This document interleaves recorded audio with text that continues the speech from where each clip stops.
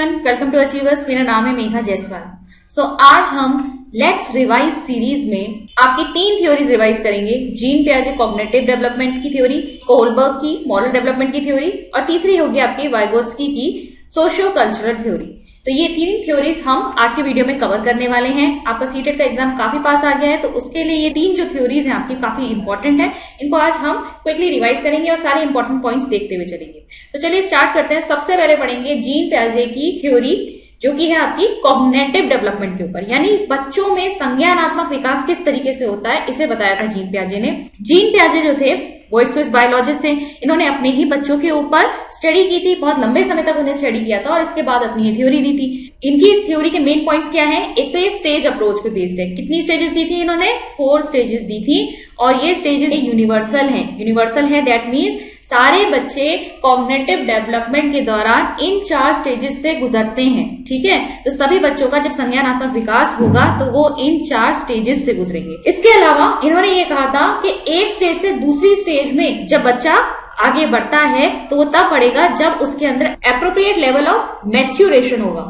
Maturation मतलब जब बच्चे की ग्रोथ इस लेवल तक हो जाए कि वो उस लेवल के कॉन्सेप्ट को समझ सके। ठीक है, तो हम ग्रोथ की बात करें तो जब बच्चा उस लेवल तक मैच्योर हो जाएगा और उसे उसी टाइप के एक्सपीरियंसेस मिलेंगे, मतलब रेलेवेंट एक्सपीरियंसेस मिलना भी जरूरी है, तभी बच्चा सीख पाएगा। अगर वो रेलेवेंट एक्सपीरियंसेस बच्चे को नहीं मिलेंगे तो बच्चा उस चीज के बारे में कैसे जानेगा? तो मैच्योरेशन और प्रॉपर एक्सपीरियंसेस भी मिलने चाहिए, तभी बच्चा जो है एक स्टेज से दूसरी स्टेज की तरफ बढ़ेगा। ये देखिए कंस्ट्रक्टिविस्ट थ्योरी है। ठीक है, संरचनावादी सिद्धांत पे आधारित है ये, इसीलिए जिन पियाजे को कंस्ट्रक्टिविस्ट ही कहा जाता है। इनका कहना था कि बच्चे अपनी नॉलेज खुद कंस्ट्रक्ट करते हैं। ठीक है, बच्चे अपनी नॉलेज को खुद कंस्ट्रक्ट करेंगे, खुद अपने ज्ञान का निर्माण करेंगे। इसीलिए इन्होंने बच्चे को क्या कहा था? बच्चे क्या है? नन्हे वैज्ञानिक हैं, लिटिल साइंटिस्ट कहा था इन्होंने बच्चों को। इसके अलावा कॉग्निटिव डेवलपमेंट में आपके इन्होंने 2 पार्ट्स बताए। पहला क्या बताया इन्होंने? कॉग्निटिव स्ट्रक्चर, और दूसरा कहा इन्होंने कॉग्निटिव फंक्शनिंग। कॉग्निटिव स्ट्रक्चर क्या है? कॉग्निटिव स्ट्रक्चर के लिए इन्होंने वर्ड दिया स्कीमा। तो स्कीमा क्या है? देखिए, ये एक सेंसरी मोटर रिप्रेजेंटेशन है इन द माइंड। मतलब कोई भी आपके आसपास जो चीजें हैं, जो ऑब्जेक्ट्स हैं, जो आप एक्शंस कर रहे हैं, इन सब की एक मेंटल रिप्रेजेंटेशन। ठीक है, इन सब की एक मेंटल रिप्रेजेंटेशन आपके दिमाग में बनी हुई है। ठीक है, इसी को क्या कहा है? स्कीमा। आप इसे ये भी कह सकते हैं कि ये हमारे कॉग्निटिव स्ट्रक्चर का एक यूनिट है, एक इकाई है। ठीक है, अगर मैंने एग्जांपल लिया, ऑरेंज बोला मैंने, ठीक है, ऑरेंज संतरा, तो ऑरेंज कहते ही आपके दिमाग में इसका कलर, इसका शेप, इसका टेस्ट, इसका स्मेल, सब कुछ दिमाग में आ जाएगा। ये इन्फॉर्मेशन कहाँ से आई? ये इन्फॉर्मेशन आपके माइंड में स्टोर्ड थी। किस फॉर्म में? स्कीमा के फॉर्म में। इसका एक स्कीमा बना हुआ था। ऐसे ही हर चीज का, जो ऑब्जेक्ट्स आपके आसपास हैं, जो एक्शंस आप करते हैं, हर चीज का एक स्कीमा हमारे दिमाग में मेंटल रिप्रेजेंटेशन की तरह में स्टोर्ड होता है। ठीक है, ऐसे कोई भी बिहेवियर, कोई भी एक्शन हम कर रहे हैं, उसका भी एक स्कीमा हमारे माइंड में बना हुआ है। जैसे कुछ तो बच्चों के अंदर बाय बर्थ प्रेजेंट होते हैं, जैसे सकिंग स्कीमा प्रेजेंट होता है, ग्रास्पिंग स्कीमा प्रेजेंट होता है। सकिंग मतलब आप कोई भी चीज बच्चे के लिप्स के ऊपर प्लेस करोगे तो उसको चूसना शुरू कर देता है, पकड़ लेता है उंगली को। ठीक है, ग्रास्प करता है मतलब अगर आप उसके हाथ में अपना उंगली भी दोगे तो उसको कस के पकड़ लेता है। ठीक है, रूटिंग रिफ्लेक्सेस होते हैं। आपने बच्चे को जरा सा चीक पे टच किया तो वो तुरंत शेक करने लगता है, तो ये कुछ रूटिंग रिफ्लेक्सेस होते हैं। ये इस तरह के स्कीमास ऑलरेडी बाय बर्थ बच्चे के अंदर प्रेजेंट हो, और थ्रू आउट द लाइफ भी जैसे जैसे हम चीजों को सीखते जाते हैं वैसे वैसे हमारे नए स्कीमास बनते जाते हैं। फिर दूसरी चीज उन्होंने क्या कही? Cognitive functioning. भाई हर चीज का एक कॉग्निटिव स्ट्रक्चर, एक संरचना होती है और फिर हम उससे कुछ फंक्शन करते हैं। तो ये जो स्कीमास बने हुए हैं, इसको जब वो अप्लाई करेंगे तो हम क्या करेंगे? हम मेंटल प्रोसेसेस करेंगे, यानी हम अटेंशन, लर्निंग, मेमोरी, ये जो हमारे कॉग्निटिव फंक्शंस होते हैं, किसी चीज के ऊपर ध्यान देना, किसी चीज के ऊपर सोचना, याद करना, ये सब क्या है? ये सब हमारे संज्ञानात्मक कार्य हैं, कॉग्निटिव फंक्शनिंग है। चलिए आगे बढ़ेंगे और हम देखेंगे 4 आपकी जो स्टेजेस हैं वो पढ़ने से पहले कुछ इंपॉर्टेंट टर्म्स को। ठीक है, कि किस तरीके से आपके स्कीमास बनते हैं। सबसे पहले तो देखिए, कोई भी जो जीव है, यानी कि हम ह्यूमंस, हम हमेशा अपने आसपास के एनवायरमेंट के साथ इक्विलिब्रियम में रहने की कोशिश करते हैं। कैसे रहने की कोशिश करते हैं? इक्विलिब्रियम में। इक्विलिब्रियम मतलब बैलेंस, साम्य अवस्था, ठीक है, साम्य अवस्था में हम रहने की कोशिश करेंगे अपने आसपास के एनवायरनमेंट के साथ। और अगर हमारे एनवायरनमेंट में कोई चेंज होता है तो हम क्या करते हैं? हम अडेप्ट करते हैं। अब ये अडेप्टेशन जो है वो दो तरीके से होता है। पहला है आपका एसिमिलेशन, दूसरा है आपका अकोमोडेशन, ठीक है। अडेप्टेशन मतलब अनुकूलन, हम अपने आसपास के एनवायरनमेंट से अनुकूलन बिठाएंगे, और अडेप्ट करने के लिए हमें या तो एसिमिलेट करना पड़ेगा या अकोमोडेट करना पड़ेगा। अब एसिमिलेशन क्या है? देखिए, हमारे आसपास जो एनवायरनमेंट में कोई भी अगर नई इंफॉर्मेशन है, उस नई इंफॉर्मेशन को जब हम अपने दिमाग में लेते हैं, अपने दिमाग में स्कीमा क्रिएट करते हैं उसका, तो वो होता है एसिमिलेशन, ठीक है। तो एक मान लीजिए बच्चे ने डॉग देखा और उसे डॉग कहा कि भाई ये एक डॉग है, आपने उसे बताया कि ये डॉग है, तो बच्चे ने डॉग का एक स्कीमा अपने दिमाग में बना लिया कि अच्छा डॉग इस तरीके का दिखता है। और अकोमोडेशन क्या होता है? अगर मान लीजिए हमारे आसपास कोई सामने ऐसी कोई सिचुएशन आती है जिस पर हम अपने एग्जिस्टिंग स्कीमास के थ्रू भी पूरी तरीके से एक्ट नहीं कर पा रहे हैं, यानी कि हमारा जो ऑलरेडी जो हम उस चीज के बारे में जानते हैं वो कम पड़ रहा है, हमें कुछ अपने स्कीमा में चेंज करने की जरूरत है, मॉडिफिकेशन करने की जरूरत है, तो वो होगा अकोमोडेशन, ठीक है। तो इस चीज को ध्यान में रखेंगे, इस पे क्वेश्चन आते हैं। एसिमिलेशन क्या हुआ? जब आप न्यू इन्फॉर्मेशन दिमाग में ले रहे हो तो वो एसिमिलेशन हो गया, और आपके ऑलरेडी जो स्कीमाज हैं उसमें अगर कुछ चेंज हुआ है, कोई मॉडिफिकेशन हुआ है, तो वो क्या है? आपका अकोमोडेशन। और एसिमिलेशन अकोमोडेशन के थ्रू ही हम फिर से कौन सी स्थिति को प्राप्त कर लेते हैं? इक्विलिब्रेशन को प्राप्त कर लेते हैं, ठीक है। तो पहले क्या आया?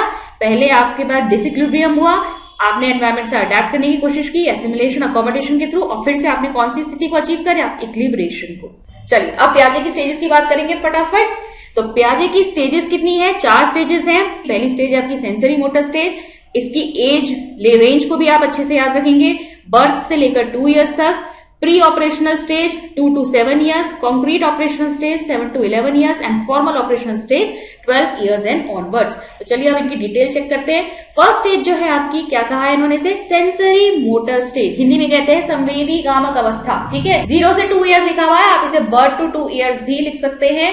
पहली स्टेज को इन्होंने सेंसरी मोटर स्टेज इसलिए कहा है क्योंकि पहली चीज, एक तो यहाँ पर लैंग्वेज एब्सेंट है, बच्चा जो है 2 साल तक का जब होता है तो वो ठीक से बोलता नहीं है, तो भाषा तो है नहीं यहाँ पर कम्युनिकेट करने के लिए। बच्चा क्या कर रहा है? सिर्फ अपने मोटर एक्शंस के थ्रू ही यहाँ पर चीजों को बता रहा है। आसपास कम्युनिकेट करने के लिए या जैसा भी वो फील कर रहा है वो किसके थ्रू परसीव कर रहा है? कोई भी सेंसेशन, अपने सेंसेस के थ्रू, ठीक है।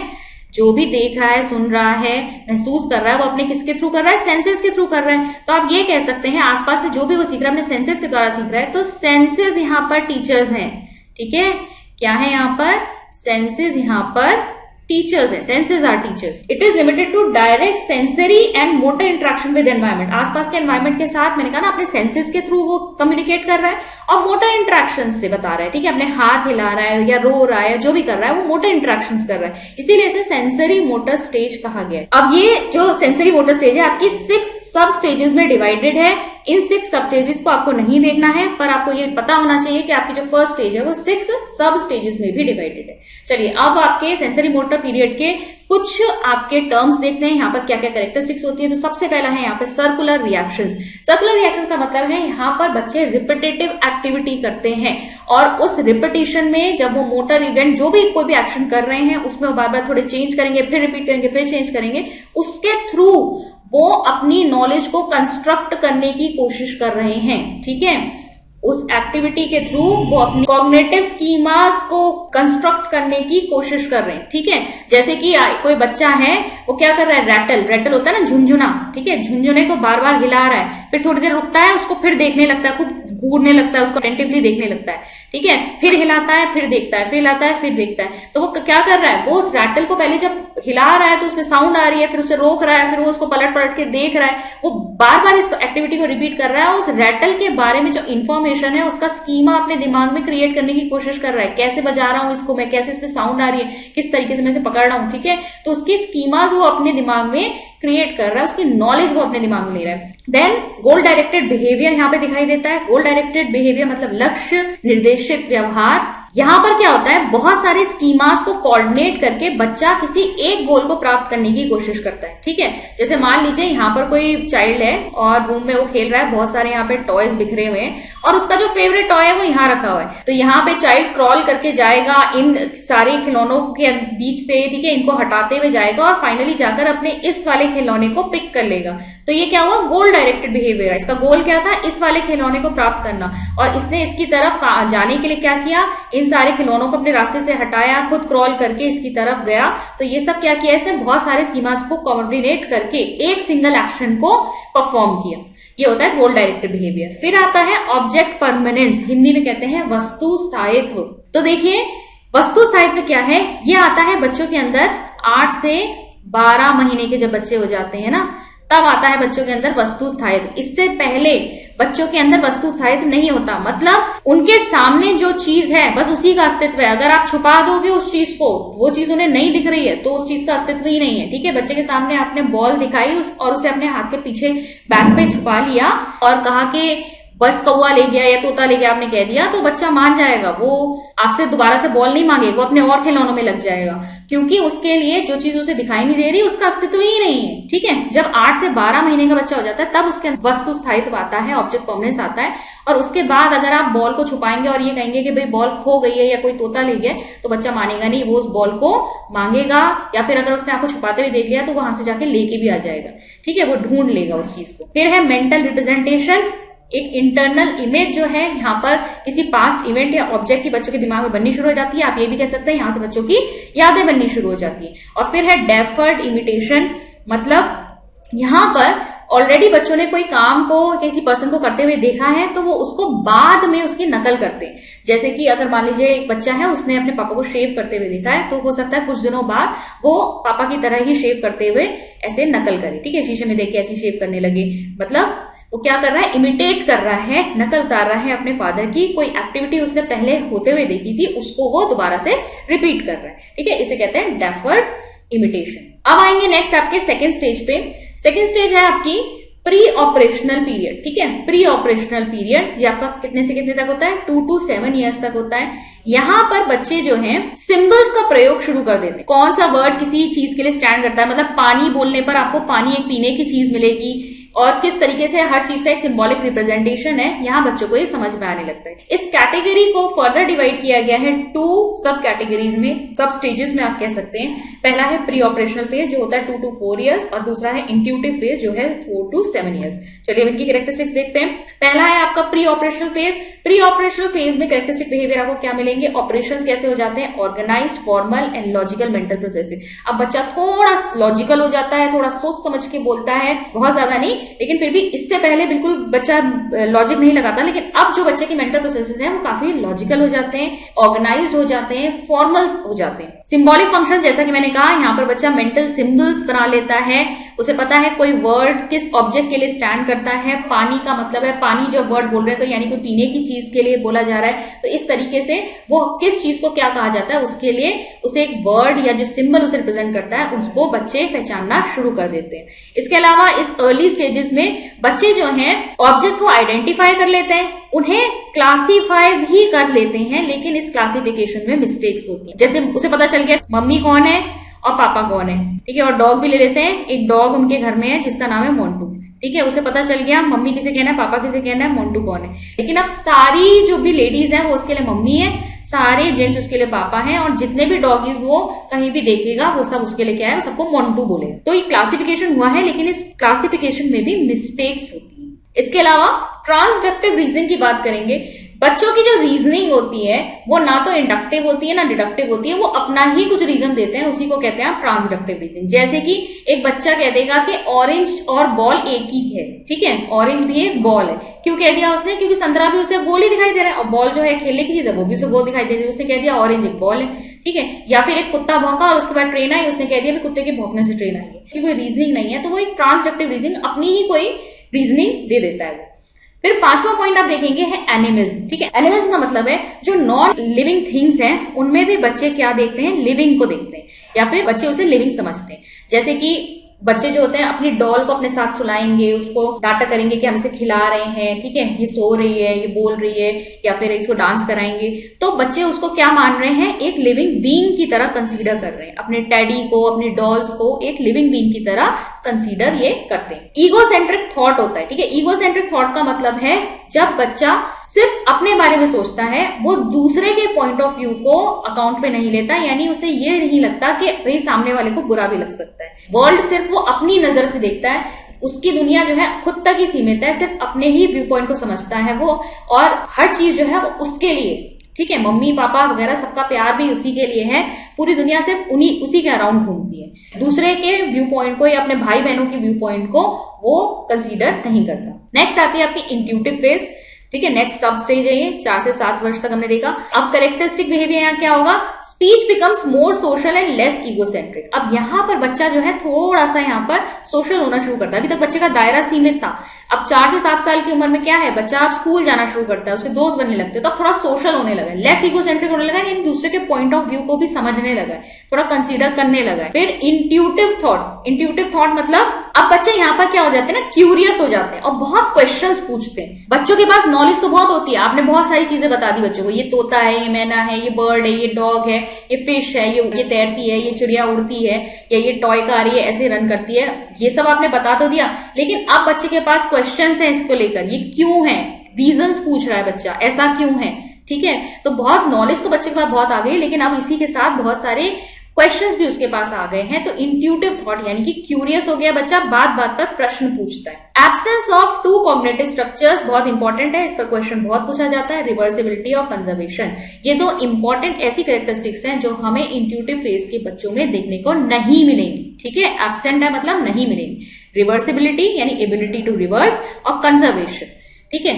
जैसे अगर मैं, कोई बच्चा है ए, ठीक है, मैं इससे पूछूं क्या तुम्हारी कोई सिस्टर है, मान लो इसकी एक सिस्टर है बी, मैं इससे कह रही हूँ क्या तुम्हारी सिस्टर है, तो ये कह रहा है हाँ मेरी एक सिस्टर है। और अगर मैं अब इससे पूछूं क्या तुम्हारी सिस्टर का कोई भाई है, तो ये नहीं बता पाएगा कि हाँ इसका भाई है, जो कि वो खुद है, ठीक है। क्यों, वो रिवर्स नहीं कर पाता चीजों को, वो ये तो कह रहा है कि मेरी एक बहन है, लेकिन उसकी बहन का भी कोई भाई है ये उसे नहीं पता, जो कि वो खुद है। कंजर्वेशन का मतलब क्या है, एग्जाम्पल में देखते हैं हम, यहाँ पर 2 बीकर रखे हुए, ठीक है, यहाँ 2 बीकर में इक्वल अमाउंट ऑफ वाटर है, और मान लो इस वाले बीकर का जो वाटर है हमने इस लंबे सिलेंड्रिकल वाले कंटेनर में डाल दिया। अब अगर आप बच्चे से पूछोगे किसमें पानी ज्यादा है, तो बच्चा क्या कहेगा, इसकी शेप को देखते हुए कहेगा इसमें ज्यादा है। क्यों कह रहा है वो ऐसा, क्योंकि उसके अंदर कंजर्वेशन नहीं है, वो ये नहीं समझता कि भाई पानी तो हम दोनों में इक्वल था, हमने उतना ही पानी इसमें डाला है, बस खाली इसकी शेप चेंज हो गई बर्तन की, इस वजह से इसमें ये ज्यादा दिख रहा है, ये लेंथ में ज्यादा दिख रहा है, अदरवाइज क्वांटिटी तो सेम है, मात्रा तो पानी की उतनी है, लेकिन ये चीज बच्चे को समझ में नहीं आती। ऐसे ही इस एग्जाम्पल में भी दिया हुआ है कि यहाँ पर पहले कुछ बॉल्स पड़ी हुई है जो बिल्कुल वेल अरेंज्ड है, यहाँ पर थोड़ी फैला के रख दिया, अगर आप पूछो कि कहाँ पे बॉल ज्यादा है तो बच्चा इसको कह देगा। तो कंजर्वेशन की प्रॉपर्टी बच्चों के अंदर नहीं होती। Easy to believe in magical increase and decrease, बच्चे जादू में विश्वास रखते हैं, अगर कोई चीज गायब हो गई, कोई चीज एकदम प्रकट हो गई, बच्चों को लगता है ये सब जादू के थ्रू हुआ है। रूल्स यहाँ पर डेवलप नहीं हुए हैं, बच्चा जो है सिंपल डूज एंड डोंट्स को तो मानता है। जैसे मान लो क्रिकेट खेल रहे हैं और बच्चा आउट हो गया, लेकिन वो मानता नहीं है कि नहीं मैं तो आउट हुई नहीं, मैं तो और खेलूंगा। अगर कोई बड़ा आके कह देगा हाँ भाई तुम आउट हो गए, तो शायद उसकी बात मान ले, क्योंकि सिंपल जो डूज एंड डोंट्स अगर बड़े कहते हैं या कोई अथॉरिटी वाला कह रहा है, मान लो टीचर कह रहा है, तो वो उसको मान लेगा, अदरवाइज उसके अंदर गेम के रूल्स डेवलप नहीं होते। और फिर लास्ट है आपकी सेंट्रेशन। सेंट्रेशन का मतलब है जब किसी प्रॉब्लम के सिर्फ एक ही पहलू पर, यानी किसी सिंगल एस्पेक्ट के ऊपर बच्चा ध्यान देता है, तो उसको आप कहेंगे सेंट्रेशन, केंद्रीकरण। जैसे अगर ये कहा गया कुछ बनाओ, इन ब्लॉक स्फेयर्स वगैरह रखे, इनसे कुछ बनाओ, तो बच्चा मान लो शायद सिर्फ कलर को देख के केवल इन दोनों को चूज कर ले, या फिर सिर्फ क्यूब जैसे दिख रहे हैं इन्हीं को चूज कर ले।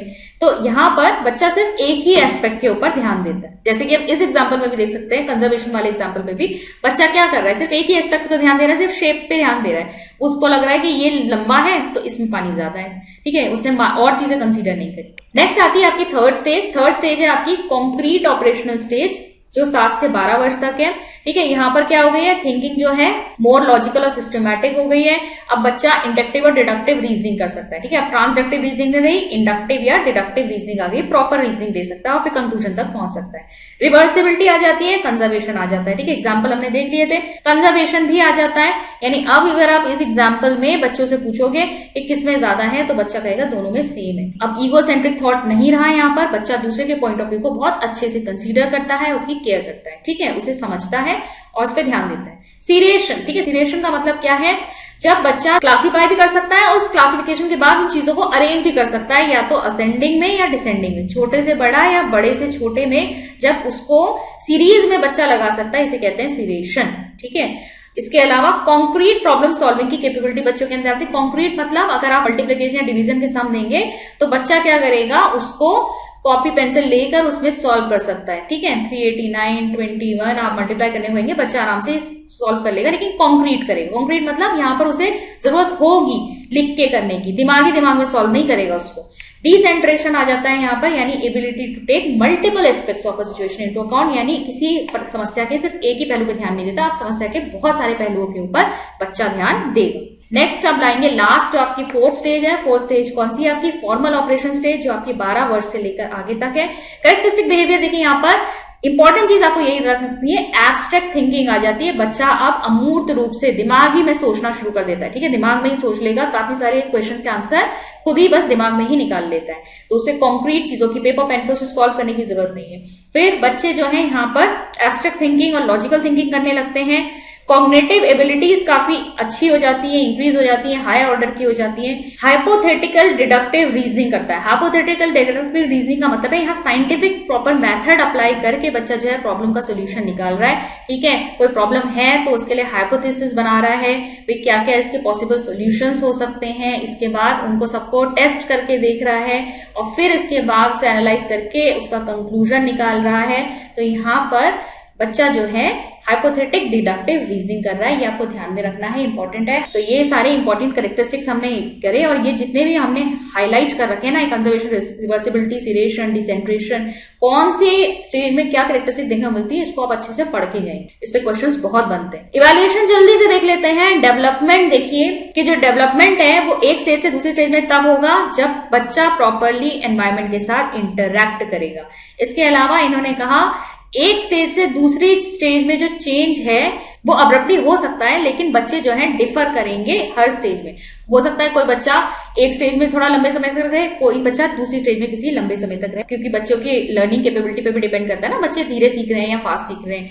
और इसके अलावा कॉग्निटिव डेवलपमेंट तभी हो सकता है जब बच्चा बायोलॉजिकली उस लेवल तक ग्रो कर जाए। ठीक है, यानी अब बच्चे का दिमाग भी उतना परिपक्व होना चाहिए कि उस लेवल के कॉन्सेप्ट्स को बच्चा सीख सके। क्रिटिसिज्म, यहाँ हम जीन पियाजे की थ्योरी की देखेंगे, तो देखिए क्या है, जरूरी नहीं है कि जिस एज में पियाजे ने बताया है उसी एज पर जाकर बच्चा उस लेवल के आइडियाज को ग्रास्प करे या समझे, उससे पहले भी कर सकता है। इसके अलावा कॉग्निटिव डेवलपमेंट जो है वो हर फील्ड में एक जैसा नहीं होता।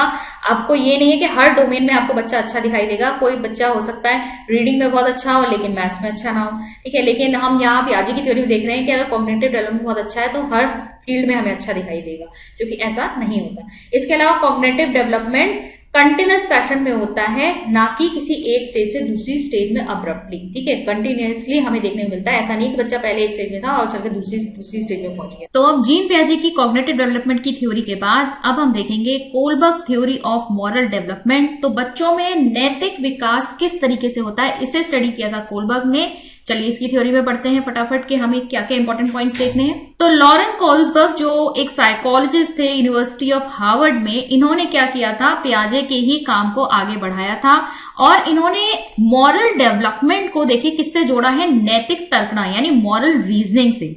इन्होंने सबसे पहले डिफाइन किया, तो इनके अनुसार जो नैतिक विकास या मॉरल डेवलपमेंट है वो क्या है, किसी व्यक्ति का सेंस ऑफ जस्टिस यानी सही और गलत में परख कर पाना। ठीक है, न्याय कर पाना। किसी व्यक्ति के अंदर जब ये सेंस ऑफ जस्टिस होता है तो हम कह सकते हैं कि वो मॉरली डेवलप है। ठीक है, तो मॉरल डेवलपमेंट को इन्होंने कैसे डिफाइन किया कि ये है किसी इंडिविजुअल का सेंस ऑफ जस्टिस, सही और गलत में फर्क कर पाना। कोलबर्ग ने जो स्टडी की थी वो कहाँ कंडक्ट की थी, इन्होंने लिए थे शिकागो यूनिवर्सिटी के कुछ 16 वर्ष से कम उम्र के बच्चे, बॉयज का एक ग्रुप लिया था, उन पर उन्होंने ये स्टडी कंडक्ट की थी। बेसिकली उनको उन्होंने क्या किया था, नैतिक दुविधा यानी मॉरल डिलेमा से जुड़ी हुई कहानियां सुनाई थी और हर कहानी के बाद उन्होंने ये पूछा था कि क्या जो पात्र है या जो भी डिलेमा दुविधा वाली सिचुएशन आ रही है उसमें क्या सही है क्या गलत है। और कोलबर्ग जो थे इस चीज में इंटरेस्टेड बिल्कुल भी नहीं था कि बच्चे किसे सही कह रहे हैं किसे गलत कह रहे हैं, वो इंटरेस्टेड थे रीजन क्या दे रहे हैं, क्या रीजन है किसी व्यक्ति को सही या गलत कहने का।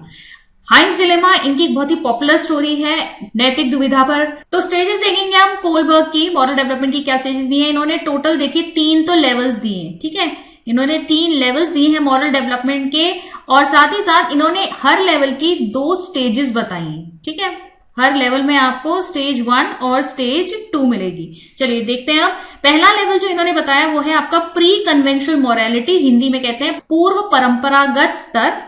एज क्या आएगी यहाँ पर, 4 से 10 वर्ष के जो बच्चे हैं उनमें आपको प्री कन्वेंशनल मोरालिटी देखने को मिलेगी। ठीक है, फिर इसको इन्होंने डिवाइड किया है स्टेज 1 और स्टेज 2 में। तो देखिए इस लेवल के जो बच्चे होते हैं उनके अनुसार जो मोरालिटी है वो किस पर डिपेंड करती है, जो एक्शन वो कर रहे हैं ठीक है उसके कॉन्सिक्वेंसेस पर, अपने ऊपर यहाँ फोकस रहता है, सेल्फ के ऊपर। स्टेज 1 में जो है बच्चे ओबीडियंस एंड पनिशमेंट ओरिएंटेशन में होते हैं, यानी कि बच्चे आज्ञा का पालन करते हैं, जो रूल्स उनके लिए बनाए गए हैं वो उसे फॉलो करते हैं। क्या अवॉइड करने के लिए, पनिशमेंट अवॉइड करने के लिए। उनके हिसाब से वो काम सही है जिसके लिए उन्हें पनिशमेंट ना मिले, और वो काम गलत है जिसके लिए उन्हें पनिश किया जाए। ठीक है, तो ओबीडियंस और पनिशमेंट ओरिएंटेशन स्टेज 1 है। स्टेज 2 में देखेंगे आप रिवॉर्ड ओरिएंटेशन, यानी आत्म अभिरुचि तथा प्रतिफल अभिमुखता।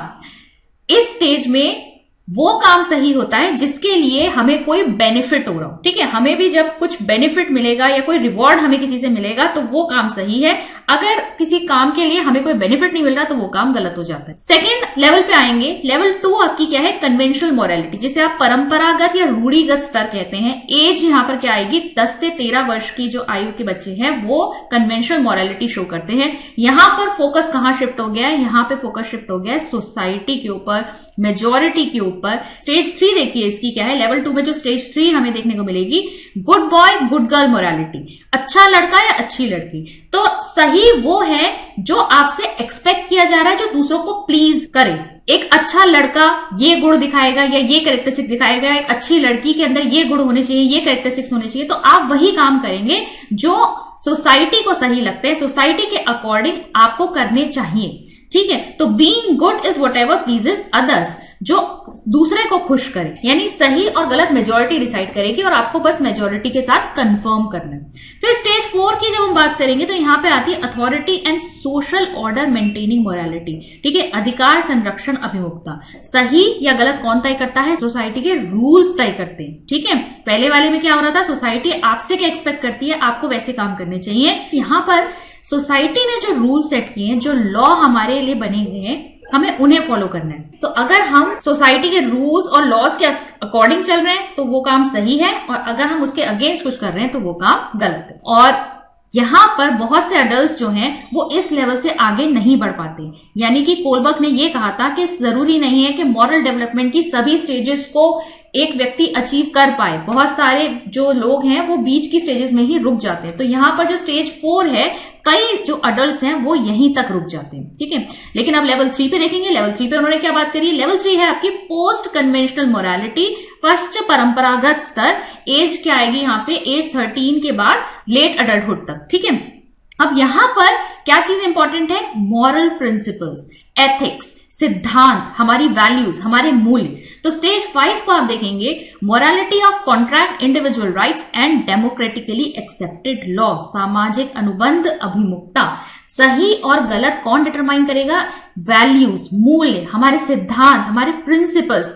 अगर उसके लिए हमें लॉ को भी चेंज करना पड़े तो हमें लॉ को चेंज करना चाहिए। ठीक है, यानी कि किसी इंडिविजुअल के हक के लिए, लोक कल्याण के लिए, डेमोक्रेटिकली एक्सेप्टेड लॉ में भी देखिए ऐसा लॉ जो लोक हित में हो, सबके हित में हो, वो चीजें सही होती है। अगर जो पहले से रिटन लॉज हैं उससे किसी का नुकसान हो रहा है या किसी का अहित हो रहा है या किसी के राइट्स जो हैं वो छिन रहे हैं, तो ऐसे लॉ को भी चेंज करना चाहिए। क्यों, क्योंकि सबसे ज्यादा इंपॉर्टेंट यहाँ पर क्या है, हमारे एथिक्स, हमारे प्रिंसिपल्स। स्टेज 6 की बात करेंगे तो यहाँ पर आता है morality of individual principle and conscience, सार्वभौमिक सिद्धांत या विवेक की अवस्था। ये फाइनल स्टेज होती है जहां पर एक पर्सन का कंसाइंस, उसकी अंतरात्मा जो है, जो वो सही कहेगी वही चीज सही होगी। यानी आपको किसे जवाब देना होता है, अपनी अंतरात्मा को जवाब देना होता है। आपके कुछ मूल्य बन जाते हैं, कुछ सिद्धांत बन जाते हैं, आप उन्हीं के ऊपर चलना पसंद करते हैं और ऐसे काम करेंगे जिसको आपकी अंतरात्मा सही कहे।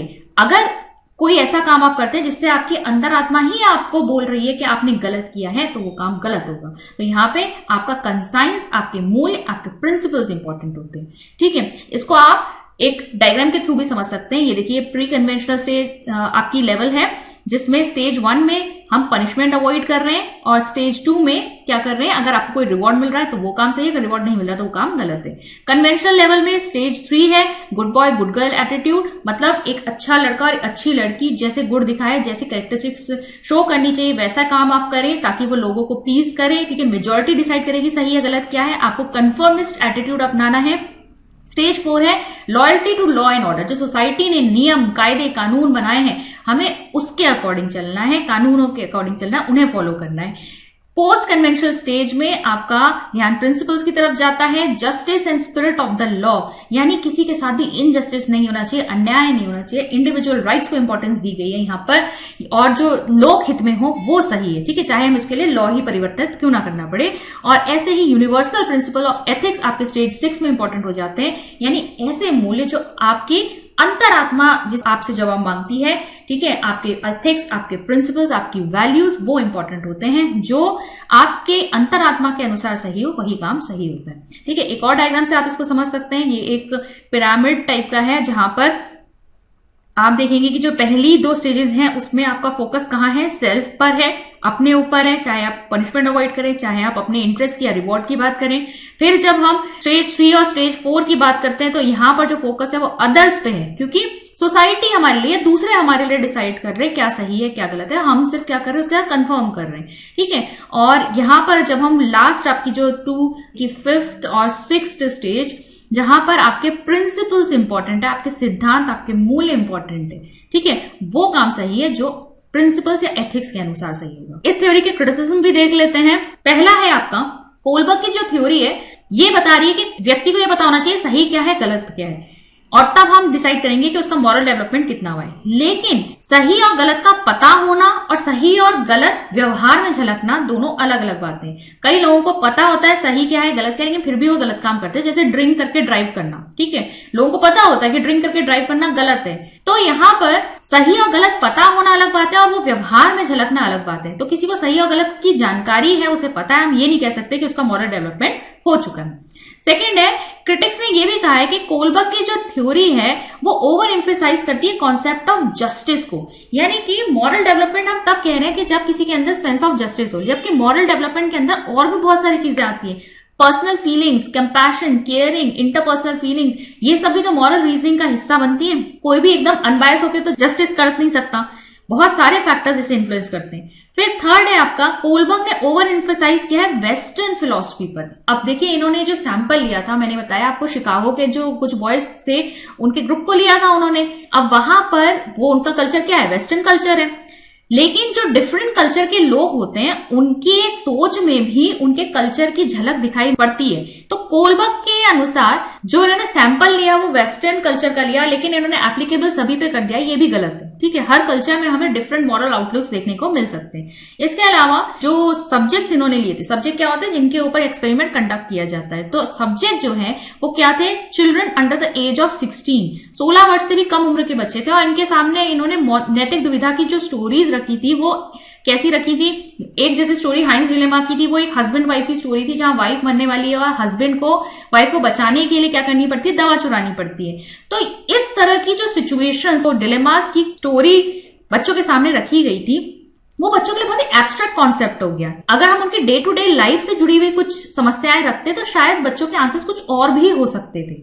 ठीक है, फिर फिफ्थ जो इनका एक क्रिटिसिज्म आता है, गिलिगन ने कहा है कि कोलबर्ग की जो थ्योरी है वो जेंडर बायस है। जेंडर बायस क्यों कहा इन्होंने, क्योंकि मैंने आपको बताया कि यहाँ पे जो सैंपल लिया गया था वो यंग बॉयज का एक ग्रुप था, तो इन्होंने सिर्फ बॉयज के ग्रुप के ऊपर एक्सपेरिमेंट किया और जनरलाइज कर दिया अपनी थ्योरी को, जो कि गलत है, क्योंकि दोनों का पर्सपेक्टिव, चाहे वो लड़के हो या लड़कियां हो, उनका पर्सपेक्टिव जो है वो अलग होता है। लड़के जो होते हैं वो थोड़ा प्रैक्टिकल पॉइंट ऑफ व्यू से चीजों को देखते हैं और चीजों को जज करने का उनका तरीका डिफरेंट होता है, जबकि लड़कियां जो होती हैं थोड़ी कंपैशनेट होती है, उनके अंदर केयरिंग एटीट्यूड होता है, तो उनका जो मॉरल रीजनिंग का पर्सपेक्टिव होगा वो थोड़ा अलग भी हो सकता है। तो हम ये नहीं कह सकते कि ये जो सैंपल इन्होंने लिया, इसके ऊपर जो स्टडी कंडक्ट की गई वो सभी के लिए एप्लीकेबल है। तो जेंडर बायस थ्योरी है। तो स्टार्ट करते हैं सोशियो कल्चर थ्योरी बाय लेव वाइगोत्स्की।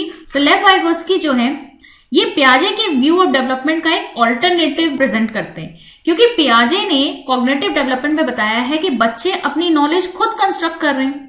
ठीक है, बच्चे अपनी नॉलेज खुद कंस्ट्रक्ट कर रहे हैं, एनवायरमेंट के ऊपर एक्ट करके वो खुद सीख रहे हैं, और सोसाइटी के या कल्चर के इम्पैक्ट को उन्होंने उतना ज्यादा इंपॉर्टेंस नहीं दिए। जबकि वाइगोत्स्की का कहना है कि बच्चों का जो कॉग्निटिव डेवलपमेंट है वो सोशल और कल्चरल फैक्टर से बहुत ज्यादा इन्फ्लुएंस होता है। यानी कि कॉग्निटिव डेवलपमेंट या संज्ञानात्मक विकास बच्चों में जो हो रहा है उस पर समाज का और उनकी संस्कृति का क्या प्रभाव पड़ता है, किस तरीके से वो हेल्प करती है बच्चों के संज्ञानात्मक विकास में, हम इसके बारे में देखेंगे। दोनों इस बात पे एग्री करते थे कि बच्चे एक्टिव लर्नर्स होते हैं, ठीक है, खुद अपनी नॉलेज कंस्ट्रक्ट करते हैं, एक्टिवली कंस्ट्रक्ट करते हैं। लेकिन सोसाइटी और कल्चर की इंपॉर्टेंस वाइगोत्स्की ने ज्यादा बताई है, पियाजे ने उसको इतनी इंपॉर्टेंस नहीं दी। वाइगोत्स्की के अकॉर्डिंग बच्चों में जो थिंकिंग है वो कैसे अफेक्ट होती है, सोशल नॉलेज से। और सोशल नॉलेज यानी कि उन्हें समाज से, अपने आसपास से जो नॉलेज मिल रही है वो किस तरीके से उन्हें मिलती है, वो उन्हें दो तरीके से कम्युनिकेट हो पाती है। पहली तो साइकोलॉजिकल मीन्स से। साइकोलॉजिकल मीन्स पे आपके क्या क्या आ जाएंगे, लैंग्वेज, ठीक है,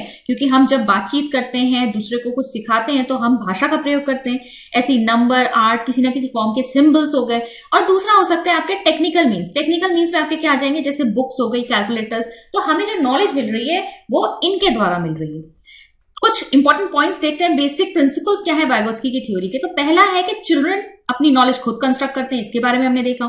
दूसरा है लर्निंग इज मीडिएटेड। वाइगोत्स्की का कहना है कि ठीक है, बच्चे अपनी नॉलेज खुद कंस्ट्रक्ट कर रहे हैं, लेकिन वो डायरेक्ट नहीं है, वो इनडायरेक्ट है। ऐसा नहीं कि बच्चे ने खुद एक्टिविटी करी हो, वो खुद ही सब कुछ सीख गया। यहाँ पर इनडायरेक्ट आपकी लर्निंग हो रही है। यहाँ जो लोग हैं आसपास वो लर्नर के साथ इंटरैक्ट करते हैं, उसे चीजों को सिखाते हैं। बच्चा खुद एक्टिविटी करता है, लेकिन यहाँ पर हमें एक मीडिएटर की भी जरूरत है जो लर्निंग प्रोसेस को फैसिलिटेट करता है। यहाँ पे कोई ना कोई टीचर या आपके आसपास जो लोग होंगे वो आपको सिखाएंगे, और बच्चा खुद भी कर रहा है, लेकिन यहाँ पर आसपास का जो सोशल एनवायरनमेंट है, जो कल्चर पर्सपेक्टिव्स हैं, वो भी आपकी हेल्प करते हैं, और इससे कॉग्निटिव डेवलपमेंट होता है। दूसरी बात, लैंग्वेज यहाँ पर सेंट्रल रोल प्ले करती है मेंटल डेवलपमेंट में, और ऐसा इसलिए कहा गया है क्योंकि आसपास के जो हमारे लोग होंगे वो हमसे जब बातचीत करेंगे तो वो किसका प्रयोग करेंगे, वो लैंग्वेज का प्रयोग करेंगे। तो टीचिंग में यानी आसपास जो लोग हमें सिखा रहे हैं, जिनसे हम इन्फ्लुएंस होकर हमारी लर्निंग हो रही है, वो लैंग्वेज को एक इंपॉर्टेंट टूल की तरह यूज करते हैं। इसीलिए कॉग्निटिव डेवलपमेंट में लैंग्वेज का बहुत ही इंपॉर्टेंट रोल है। इसके अलावा लर्निंग दो बार होती है। पहली होती है सोशल लेवल पर, इसको उन्होंने कहा है इंटर साइकोलॉजी।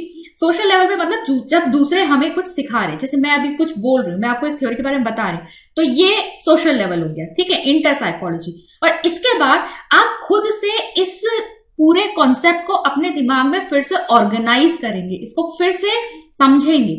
ये क्या हुआ, intra psychology. Inside the mind of the child बच्चा उसे फिर से ऑर्गेनाइज करता है।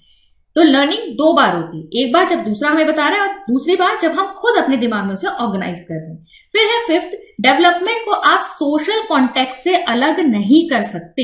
यानी जो भी लर्निंग हो रही है, जो भी कॉग्निटिव डेवलपमेंट हो रहा है, वो आपका एनवायरनमेंट से बहुत ज्यादा इन्फ्लुएंस होगा। हमारे आसपास जो लोग हैं, हमारे आसपास जो हमें जैसा एनवायरनमेंट मिल रहा है, जैसे एक्सपीरियंसेस हमको मिल रहे हैं, ठीक है, वो सब जो है इसके ऊपर प्रभाव डालते हैं। तो हम सोशल कॉन्टेक्स्ट से लर्निंग को या डेवलपमेंट को अलग नहीं कर सकते। अब देखिए, सबसे इंपॉर्टेंट पार्ट जो है आपका वाइगोत्स्की की थ्योरी में, वो है ZPD, zone of proximal development. ये आपको बिल्कुल अच्छे से पता होना चाहिए, जोन ऑफ प्रॉक्सिमल डेवलपमेंट क्या है। इस पर क्वेश्चन बहुत बार पूछा जाता है। जोन ऑफ प्रॉक्सिमल डेवलपमेंट हम किसे कहेंगे, ये जो दो लेवल्स हैं, ठीक है, लेवल 1 क्या हुई, प्रेजेंट लेवल ऑफ डेवलपमेंट, जहां पर बच्चा अपने आप इंडिपेंडेंटली बिना किसी की मदद के कितना अचीव कर पा रहा है। और लेवल 2 क्या हुआ, पोटेंशियल लेवल ऑफ डेवलपमेंट। अगर आप उसे कुछ असिस्टेंस प्रोवाइड करा दें, कुछ उसे हेल्प कर दें, उसके बाद उसका पोटेंशियल कहां तक रीच करने का है, वो होगी इसकी लेवल 2। इन दोनों के बीच के डिफरेंस को ही हम क्या कहते हैं, ZPD, zone of proximal development.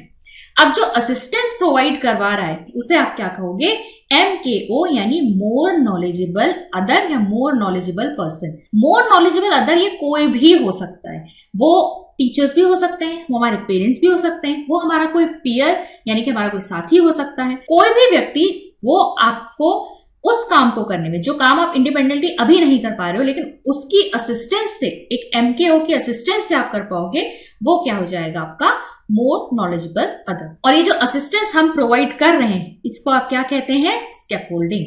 इसे कहा जाता है स्कैफोल्डिंग। जैसे एग्जाम्पल अगर हम देखें तो एक क्लासरूम का आगे एग्जाम्पल ले लेते हैं। जहां पर एक टीचर ने बच्चों को कुछ एडिशन के क्वेश्चन सिखाए हैं और प्रैक्टिस के लिए उन्हें होमवर्क के लिए क्वेश्चंस भी दिए। बच्चे उन होमवर्क के क्वेश्चंस को करके ला रहे हैं। जब टीचर उनको चेक कर रही है तो उसमें कुछ मिस्टेक्स निकल रही है, तो बच्चों को टीचर बता भी रही है कि कहाँ पे आपकी गलतियां हैं, किस तरीके से आपको उसे ठीक करना है, और फिर बच्चों को फिर एप्रोप्रिएट असिस्टेंस प्रोवाइड कर रही है। और कुछ समय की प्रैक्टिस के बाद अब बच्चे खुद उन एडिशन के क्वेश्चंस को सॉल्व कर पा रहे हैं। तो यहाँ पर स्कैफोल्डिंग क्या हुई, जो टीचर ने असिस्टेंस प्रोवाइड करी जिससे बच्चा खुद से केपेबल हो पाए काम को खुद करने के, वो क्या कहलाएगी आपकी स्कैफोल्डिंग। अब स्कैफोल्डिंग के देखिए यूजेस क्या क्या है। सबसे पहले तो ये सपोर्ट प्रोवाइड करती है, इसके अलावा एक्सटेंड करती है एक लर्नर की रेंज को। पहले लर्नर सिर्फ इंडिपेंडेंटली यहां तक अचीव कर सकता था, लेकिन असिस्टेंस प्रोवाइड करी तो वो और ज्यादा सीख गया और उसका लेवल ऑफ अचीवमेंट बढ़ गया। इसके अलावा allows the learner to accomplish task otherwise impossible. जो एक बच्चे को इम्पॉसिबल लग रहे थे टास्क, उनको भी वो कर सकता है अगर उसे किसी और की हेल्प मिल जाए, स्कैफोल्डिंग मिल जाए। फिर यूज्ड ओनली व्हेन नीडेड, ठीक है, जब जरूरत है तभी टीचर जो है असिस्टेंट प्रोवाइड करेगी, वरना इसकी जरूरत हमेशा नहीं पड़ती। अब हम एक बार डायग्राम से भी देख लेते हैं। आपका जोन ऑफ प्रॉक्सिमल डेवलपमेंट का अगर ग्राफिकली हम इसे रिप्रेजेंट करें तो यहाँ पर देखिए इस एक्सिस पर, एक्स एक्सिस पर आपका लेवल ऑफ कॉम्पिटेंस लिया गया है और यहाँ वाई एक्सिस पे लिया गया है लेवल ऑफ चैलेंज, यानी डिफिकल्टी लेवल यहाँ पर बढ़ रहा है। अब ये देखिए ये वाली जो लाइन है, ये कौन सा लेवल है, ये वो लेवल है जो लर्नर करेंटली अचीव कर सकता है इंडिपेंडेंटली, स्वतंत्र रूप से जो लर्नर है वो इतना अचीव कर सकता है, ठीक है। अब यहाँ पर क्या प्रोवाइड की गई, असिस्टेंस प्रोवाइड की गई, इस रेंज में असिस्टेंस प्रोवाइड की गई किसी मोर नॉलेजेबल अदर के द्वारा, स्कैफोल्डिंग प्रोवाइड की गई, और अब जो लर्नर है वो इस लेवल तक पहुंच गया, वो इतना अचीव कर सकता है इंडिपेंडेंटली। देखिए करेगा यहां भी इंडिपेंडेंटली, लेकिन अब उसका खुद का अचीवमेंट का लेवल बढ़ चुका है, वो ज्यादा चीजें जानता है, तो इसलिए उसका अचीवमेंट लेवल यहां से यहां तक इंक्रीज हो गया है। ये जो बीच का जो रेंज है, इन दोनों के डिफरेंस को हम क्या बोलेंगे, जोन ऑफ प्रॉक्सिमल डेवलपमेंट, यानी ZPD। इसके अलावा वाइगोत्स्की के कॉन्सेप्ट को समझ लेते हैं कि भाषा के विषय में, लैंग्वेज के विषय में इन्होंने दो बातें देखी बहुत इंपॉर्टेंट कही है। सबसे पहले तो इन्होंने लैंग्वेज को बताया है कि ये मेन मीन्स है, यानी कि एक जरिया है जिससे जो बड़े हैं या अडल्ट हैं वो अपनी इंफॉर्मेशन या जो भी सूचना वो बच्चों को देना चाहते हैं वो उन तक पहुंचा सकते हैं। तो लैंग्वेज जो है एक मीन्स है जिससे एक बच्चे को नॉलेज मिलती है अपने बड़ों से या अपने आसपास के लोगों से। इसके अलावा लैंग्वेज खुद से एक पावरफुल टूल बन जाता है इंटेलेक्चुअल अडेप्टेशन के लिए। कैसे, जो हमारे दिमाग में थॉट्स आते हैं, एक बार हमने लैंग्वेज सीख ली तो उससे जो थॉट्स हमारे दिमाग में बनने शुरू हो जाते हैं, यानी विचार जो है वो लैंग्वेज के बाद आते हैं। अच्छा, यहाँ पर ना डिफर करते, मैं आपको बता दूं, जो पियाजे की थ्योरी थी, पियाजे का मानना था कि थॉट्स पहले आए हैं, उनका क्या कहना था कि थॉट्स पहले आए हैं और लैंग्वेज बाद में आई है, जबकि वाइगोत्स्की का कहना था कि पहले बच्चा लैंग्वेज सीख लेता है और उसके बाद थिंकिंग आती है। तो ये कॉग्निटिव डेवलपमेंट में लैंग्वेज और थॉट्स के ऊपर इनके दो अलग अलग राय थी। अब देखिए वाइगोत्स्की ने 3 फॉर्म्स ऑफ लैंग्वेज बताई हैं। पहली बताइए, देखिए ये भी इंपॉर्टेंट है, तीनों इसके ऊपर क्वेश्चन आ जाता है। पहला है सोशल स्पीच, दूसरा है प्राइवेट स्पीच, तीसरा है इनर स्पीच। सोशल स्पीच देखिए क्या है, ये यूज होता है एक्सटर्नल कम्युनिकेशन के लिए, जब हमें एक दूसरे से बात करनी है, ठीक है, ये होगी सोशल स्पीच। जब हमें दूसरों से अपनी बात कहनी है तो हम भाषा का प्रयोग करेंगे, और ये कब आती है बच्चों में, 2 साल की उम्र से। 2 साल की उम्र से बच्चा बोलना शुरू कर देता है, दूसरों के साथ कम्युनिकेट करना शुरू कर देता है। फिर आती है प्राइवेट स्पीच, 3 इयर्स की एज से शुरू होता है।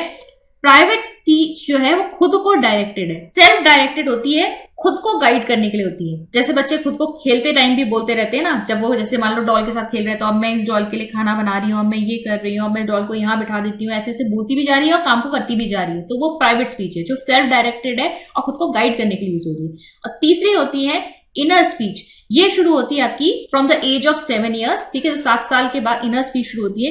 इनर स्पीच का मतलब है जब प्राइवेट स्पीच के जो वर्ड्स हैं वो खत्म हो जाएंगे और सिर्फ आपके दिमाग में थॉट्स चल रहे हैं। Inner speech basically pure meaning में थिंकिंग ही है, जब आप सोच रहे हो, ठीक है, वहां शब्दों की जरूरत नहीं पड़ती है। इसको आप ऐसे भी समझ सकते हो कि अगर हमें कोई आइडिया क्लिक करता है तो हमारे दिमाग में ऐसे ही आइडिया आ जाता है। शब्दों की जरूरत या लैंग्वेज की जरूरत हमें तब पड़ती है जब हमें किसी दूसरे को वो चीज बतानी होती है, ठीक है, अदरवाइज हमारे दिमाग में सिर्फ थॉट चल रहा होता है। अब देखिए क्रिटिसिज्म क्या है वाइगोत्स्की की थ्योरी के।